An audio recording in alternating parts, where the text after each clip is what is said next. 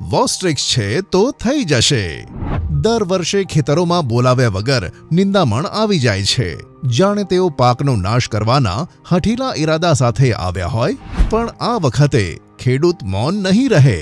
હવે બોલશે વોસ્ટ્રિક્સ, કહેશે નિંદામણોને, હવે તમારાથી નહીં થાય। નિંદામણનું નહીં, હવે માત્ર પાકનું જ ચાલશે, કારણ કે હવે વોસ્ટ્રિક્સ છે મગફળી માટે। વોસ્ટ્રિક્સની શક્તિશાળી વિશેષતાઓ મગફળી માટે ખાસ। એપીટી ટેકનોલોજી નિંદામણમાં ઝડપથી પ્રવેશ કરે અને તેને મૂળથી સૂકવી દે। પાક પર કોઈ અસર નહીં।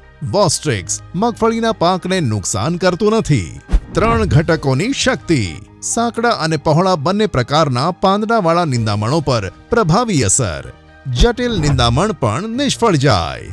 બોકન કે શેષમૂળ, ગાજર ઘાસ અને લાંબડી જેવા પ્રતિરોધક નિંદામણોની બોલતી બંધ।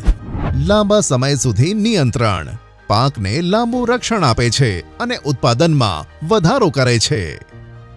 વોસ્ટ્રિક્સ કેવી રીતે કાર્ય કરે છે?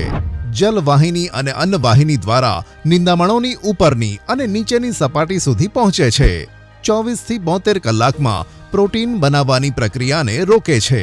7 થી 10 દિવસમાં વિકાસ બંધ થાય છે। 10 થી 14 દિવસમાં નિંદામણ સુકાઈ જાય છે અને નષ્ટ થાય છે।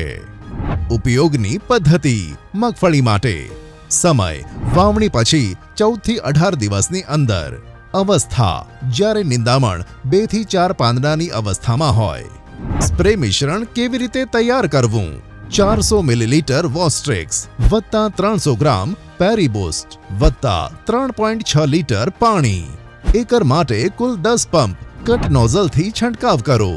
ફ્લેટ ફેન અથવા ફ્લડ જેટ નોઝલનો ઉપયોગ કરો। વોસ્ટ્રિક્સ કયા નિંદામણ પર અસરકારક છે? ખારિયું, સામો, બોકન કે શેષમૂળ, ગાજર ઘાસ, પોપટી, કણજરો, લાંબડી અને અન્ય ઘણા જટિલ નિંદામણો। હવે નહીં સાંભળે મજાક, નુકસાન સહન નહીં કરે। હવે માત્ર મગફળી બોલશે। વધુ ઉત્પાદન, વધુ નફો અને વોસ્ટ્રિક્સની જીત। વોસ્ટ્રિક્સ છે તો થઈ જશે। હવે નિંદામણોની બોલતી બંધ।